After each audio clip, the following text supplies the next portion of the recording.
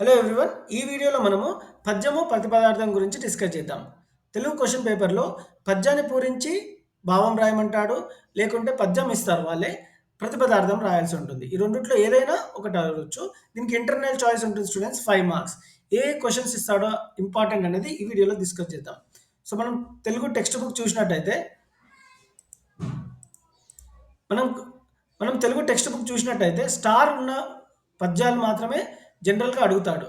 ఎక్కడైతే ఈ స్టార్స్ ఉన్నాయో వాటిని మాత్రమే అడుగుతాడు. సో, ఇక్కడ 'కులమున్' అనే పద్యము, 'కారే రాజులు నిరయంబైన' ఈ 3 చాలా ఇంపార్టెంట్ స్టూడెంట్ ఫస్ట్ లెసన్‌లో. కులమున్ రాజ్యమున్ దేజమున్ నిలుపు మీ కుబ్జుండు విశ్వంబరుండలతింబోడు త్రివిక్రమ స్మరణవాడై నిండు బ్రహ్మాండమున్ గలడే మాన్పు నొకండు నా పలుకు లాకర్నింపు కర్ణంబులన్ వలది దానము గీనము బనుపుమా వర్ణిన్ వదాన్యోత్తమ. ఇప్పుడు దీనికి భావం చూద్దాము. శుక్రాచార్యుడు బలిచక్రవర్తితో అన్న మాటలు. దాతల్లో గొప్పవాడా ఓ బలిచక్రవర్తి, నీ కులాన్ని రాజ్యాన్ని పరాక్రమాన్ని నిలుపుకో. ఈ పొట్టివాడు విష్ణువు, కొంచెం మాత్రమే తీసుకొని పోయేవాడు కాడు. 3 అడుగులతో 3 లోకాలు కొలిచే త్రివిక్రమ రూపాన్ని పొందుతాడు. బ్రహ్మాండమంతా నిండిపోతాడు. ఎవరైనా అతడిని ఆపగలరా? నా మాట విను. దానం వద్దు గీనం వద్దు. ఈ బ్రహ్మచారిని అంటే వామనుడిని పంపించు. దీనికి ప్రతిపదార్థం చూద్దాము. వదాన్య ప్లస్ ఉత్తమ, దాతల్లో శ్రేష్ఠుడా. కులమున్ కులమును, రాజ్యమున్ రాజమును, తేజమున్ తేజస్సును, నిలుపుము నిలబెట్టుము. ఈ కుబ్జుండు పొట్టివాడు, విశ్వంబరుండు విశ్వమూర్తి, అలతిస్పోడు అంత తేలిగ్గా వదిలిపెట్టడు. త్రివిక్రమ ముల్లోకములను ఆక్రమించేడి స్ఫురణ స్ఫూర్తి కలవాడు. అయ్యి నిండు నిండిపోవు. బ్రహ్మాండమున్ బ్రహ్మాండమును కలడే సమర్థుడు ఉన్నాడా. మాన్పున్ ఆపుటకు ఒకండు ఒకడైన నా నా యొక్క పలుకులున్ మాటలను ఆకర్ణింపుము వినుము. కర్ణంబులన్ చెవులారా వలదు వద్దు. ఈ దానము గీనమున్ గీనము వర్ణిన్ బ్రహ్మచారిని పనుపుమ పంపియు వేయము. నెక్స్ట్ పద్యం చూద్దాం. కారే రాజులు రాజ్యముల్ గలగవే గర్వోన్నతిం బొందరే వారేరి సిరి మూట గట్టుకొని పోవన్ జాలిరే భూమిపై బేరైనం గలదే శిబి ప్రముఖులం బ్రీతిన్ యశక్కాములై ఈరే కూర్కులు వారలన్ మరిచిరే ఇక్కాలమున్ భార్గవ. దీనికి అర్థం ఏంటి అంటే, ఆచార్య, పూర్వం రాజులు ఉన్నారు, వారికి రాజ్యాలు ఉన్నాయి, వారు ఎంతో అహంకారంతో విర్రవీగారు, కానీ వారెవరూ సంపన్నులను మూటగొట్టుకుని పోలేదు. ప్రపంచంలో వారి పేర్లు కూడా మిగలలేదు. శిబిచక్రవర్తి వంటి కీర్తి కోసం సంతోషంగా అడిగిన వారు కోరికలు తీర్చలేదా? వారి ఈనాటికి లోకం మరవలేదు కదా.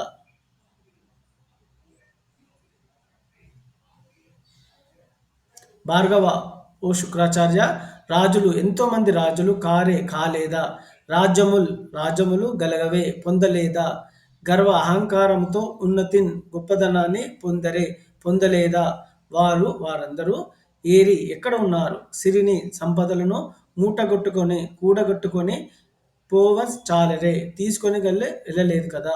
భూమిపైన నేలపైన పేరు ప్లస్ అయినన్ కనీసము పేరైనా కలరే ఉన్నదా లేదా. శిబి చక్రవర్తి ప్రముఖులన్ మొదలైన వారు యశ కీర్తి కాములు ప్లస్ కోరువారై కోర్కెలు దానములను ప్రీతిన్ సంతోషంతో ఈరే ఇవ్వలేదా.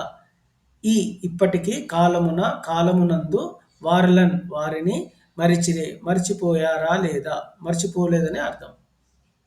ఇప్పుడు వీర తెలంగాణ చాప్టర్లో ఇంపార్టెంట్ పద్యాలు నేర్చుకుందాం. తెలంగాణ భవదీయ పుత్రుకులలో తీండ్రించు వైప్లవ్య సంచలనామూరక పోవలేదు వసుధా చక్రమ్ము సారించి ఉజ్వల వైభాతిక భానునిన్ పిలిచి దేశం బంతటన్ కాంతివార్ధులు నిండించిరి వీరులు పరార్ధుల్ తెలుగు జోధుల్ బలా. దీనికి అర్థం ఏంటంటే, అమ్మ తెలంగాణ, నీ పిల్లల్లో ప్రకాశించే విప్లవాత్మకమైన కదలిక ఊరికే పోలేదు. వీరు భూమండలానంతా సవరించి ఉజ్వలమైన కాంతివంతమైన సూర్యుడిని పిలిచి దేశమంతా కొత్త కాంతి సముద్రాలు నింపారు. వారంతా వీరులు యోధులే కాదు, పరోపకారులు కూడా. తెలంగాణమ్మున గడ్డిపోచేయును సంధించెన్ కృపానమ్ము రా జలలామున్ డనివాని పీచ మడచెన్ సాగించే యుద్ధము భీతిలిపోయెన్ జగమెల్ల ఏమి యగునో తెలియంగ రాకన్ దిశాంచలముల్ చక్రధన పరంపరలతో సయ్యాటలాడెన్ దివిన్. దీనికి భావం ఈ తెలంగాణలో గడ్డిపోచ కూడా కత్తిబట్టి ఎదిరించింది. గొప్ప రాజునని అనుకునే వాని గర్వాన్ని అణిచినట్లుగా యుద్ధం సాగించింది. ఏమి జరుగుతుందో తెలియక జగమంతా భయపడిపోయింది. దిగంతాలన్నీ ఆకాశంలో ఇంద్రధనుస్సుల వరుసలో సయ్యాటలాడాయి. ఇప్పుడు ప్రతిపదార్థాన్ని చూద్దాము. తెలంగాణమ్మున తెలంగాణలో గడ్డిపోచయును గడ్డిపోచ కూడా కృపానమ్ము కత్తిబట్టి సంధించన్ ఎదురించింది. రాజలలాముండు గొప్ప రాజుగా అనువాని పేరు పొందిన పీచమున్ గర్వాన్ని అడచన్ అణిచినట్లుగా యుద్ధం సాగించింది. ఏమి ప్లస్ అగునో ఏమి జరుగుతుందో తెలియక జగము ప్లస్ ఎల్లన్ జగమంతా భీతిలిపోయెన్ భయపడిపోయింది. దిశ ప్లస్ అంచలం దిగాంతాలన్నీ దివిన్ ఆకాశంలో శక్తధను ఇంద్రధనస్సుల పరంపరలతో సయ్యాటలు ఆడాయి. భవదీయార్చన సేయుచో ప్రథమ పుష్పం బెన్న సత్యంబు రెండవ పుష్పంబు దయాగుణం బతి విశిష్టం బేకానిష్ట సమోత్సవ సంపత్తి తృతీయ పుష్పమది భాస్త్వద్భక్తి సంయుక్తి యోగ విధానం బవిలేని పూజల మదింగైకోవు సర్వేశ్వర. దీని భావం ఏంటంటే, సర్వేశ్వర నీ పూజ చేసేటప్పుడు మొదటి పుష్పం సత్యం, రెండవ పుష్పం దయ, మూడో పుష్పం మిక్కిలి విశిష్టమైన ఏకాగ్రత. ఇది భక్తి యోగ విధానం. ఈ మూడు పుష్పాలు లేని పూజలను నీవు అంగీకరించవు కదా అనేది భావం. ఈ పద్యానికి భావం. ఈ పద్యానికి ప్రతిపదార్థం ఎలా రాయాలో చూద్దాం. లాస్ట్ వర్డ్ సర్వేశ్వర ఉంది కదా స్టూడెంట్స్, మన ప్రతిపదార్థము ఆ వర్డ్ నుంచి రాయాలి. సర్వేశ్వర, సర్వ ప్లస్ ఈశ్వర అని రాయొచ్చు, లేకుంటే ఉన్న వర్డ్ యాజ్ ఇట్ ఈస్గా రాసి సర్వేశ్వర అంటే లోకాలన్నిటికీ ప్రభువైన ఓ ఈశ్వర. భవదీయ అర్చన అంటే ఇందులో రెండు వర్డ్స్ ఉన్నాయి. భవదీయ అంటే నీ యొక్క అర్చన, అర్చన అంటే పూజ, చేయుచు చేసేటప్పుడు. నెక్స్ట్ ప్రథమ పుష్పంబు మొదటి పువ్వు ఆర్ మొదటి పుష్పము, సత్యంబు అంటే సత్యము. రెండవ పుష్పంబు అంటే రెండవ పువ్వు, రెండవదైన పుష్పం అంటే పువ్వు. దయాగుణంబు కార్యం అనే గుణము. బతి విశిష్టం అంటే ఇక్కడ అతి విశిష్టంబు మిక్కిలి గొప్ప విశేషమైన. ఏకానిష్ట ఏకాగ్రత అనే సమోత్సవ చక్కని ఉత్సవం అనే సంపత్తి ఐశ్వర్యం. తృతీయ పుష్పం ఇది తృతీయ పుష్పం యొక్క లక్షణం. అది ఆ విధంగా మూడు పువ్వులు సమర్పించడం. భాస్వత్ ప్రకాశించే భక్తి యోగ విధానంబు భక్తితో కూడిన పద్ధతి. అవి లేని అంటే ఈ మూడు సత్యము దయ ఏకాగ్రత లేని పూజలను లేనటువంటి పూజలను మదిన్ నీ మనసులో కైకోవు అంగీకరించవు కదా అనేది ఈ దానికి ప్రతిపదార్థం. సో ఈ విధంగా ప్రతిపదార్థం రాయాల్సి ఉంటుంది స్టూడెంట్స్. సో ఇప్పుడు రెండవ పద్యం చూద్దాం. నెక్స్ట్ పద్యాన్ని నేను రాగంతో పలకలేకపోతున్నాను, దానికి మన్నించండి. పొత్తంబై కడునేర్పుతో హితము నుద్బోధించు మిత్రుండు సంవిత్తంబై యొక్క కార్యసాధనమునంబైన కృపానమై ఎరుల నాహారించు మిత్రుండు ప్రోచిత్తంబై సుఖమిచ్చు మిత్రుడు దగన్ శ్రీ లోంక రామేశ్వర. దీనికి భావం ఏంటి అంటే, శ్రీ లొంక రామేశ్వర మిత్రుడు పుస్తకం మాదిరిగా మిక్కులి నేర్పుతో హితాన్ని బోధిస్తాడు. కార్యాన్ని సఫలం చేయడంలో విలువైన ధనం వలె ఉపకరిస్తాడు. స్వాధీనమైన కత్తిలా శత్రువులను సంహరిస్తాడు. నిండు మనస్సై సుఖాన్ని ప్రసాదిస్తాడు. ఇప్పుడు ప్రతిపదార్థం చూద్దాము. ప్రతిపదార్థంలో లాస్ట్ వర్డ్ మనం ఇక్కడ స్టార్టింగ్లో రాయాల్సి ఉంటుంది. ప్రతిపదార్థంలో శ్రీ లొంక రామేశ్వర, ఈ లొంక రామేశ్వరని మూడు పదాలుగా రాయాలి. శ్రీ అంటే వెన్నగల, లొంకలో వెలిసిన రామేశ్వర ఓ రామేశ్వర స్వామి. మిత్రుండు స్నేహితుడు. పొత్తంబై మొదటి పదము ఇక్కడ రాయాల్సి ఉంటుంది. పొత్తంబై అంటే పుస్తకము వంటివాడు, మిత్రుడు పుస్తకం వంటివాడు. కడున్ మిక్కిలి, నేర్పుతో, హితమున్ మంచిని అంటే మేలు చేకూర్చు దానిని, ఉద్బోధించున్ బోధిస్తాడు.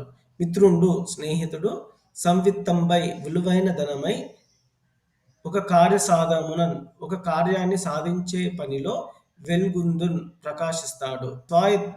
స్వాయత్తంబైన తనకు స్వాధీనమైన, కృపానమై ఖడ్గము వంటివాడు. అరులన్ శత్రువులను, ఆహారించున్ ఆరగిస్తాడు అంటే సంహరిస్తాడు. మిత్రుడు స్నేహితుడు, తగు విధంగా, ప్రోచిత్తంబై నిండు మనసు కలవాడై, సుఖాన్ని ఇస్తాడు.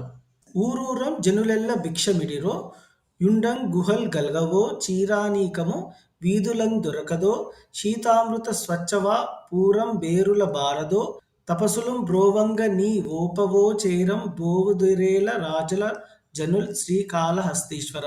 దీని అర్థం ఏంటంటే స్టూడెంట్స్, శ్రీకాళహస్తీశ్వర, తినటానికి అడిగితే ఎవరైనా ఇంత భిక్షం పెడతారు, నివసించడానికి గుహలున్నాయి, వస్త్రాలు వీధుల్లో దొరుకుతాయి, తాగడానికి నదుల్లో చల్లని అమృతం వంటి స్వచ్ఛమైన నీరు దొరుకుతుంది, తాపసులను కాపాడటానికి నీ ఉన్నావు, అయినా ఈ ప్రజలు రాజులను ఎందుకు ఆశ్రయిస్తారో తెలియదు అనేది ఈ పద్యానికి భావం.